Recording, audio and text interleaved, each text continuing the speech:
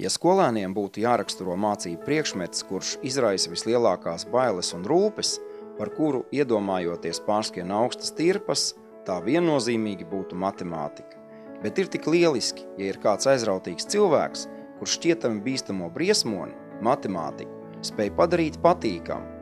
Tieši tāda ir skolotāja Sandra Simonoviča, saka Rīgas 64. vidusskolas bērni. Prot sabārt un samīļot, norāt un uzslavēt, bet pats galvenais iemācīt, pat tad, ja matemātika līdzinās Ķīnas ābecei. Tas ir īsts pedagoga talants, kurš skolotājai Sandrai Simonovičai nenoliedzami ir. Un viņas audzēkņi pat pēc daudziem gadiem skolotājas matemātikas stundas atceras ar smaidu un labām emocijām, par spīti tam, ka matemātika nebūtu nav bijusi viņu mīļākais priekšmets.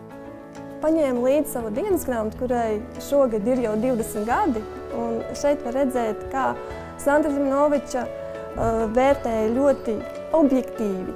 Tad, kad man nebija izpildīts mājas darbs ģeometrijā, un tad, kad algebrā biju nopelnījusi labu atzīmi. Viņa ticēja katra skolnieka spējām un neatlaidīgi strādāja ar tiem, līdz mēs guvām panākumus. Liels viņai paldies par šīm rūpēm, par darbu, un sveicu viņu ar šo godam nopelnīto balvu.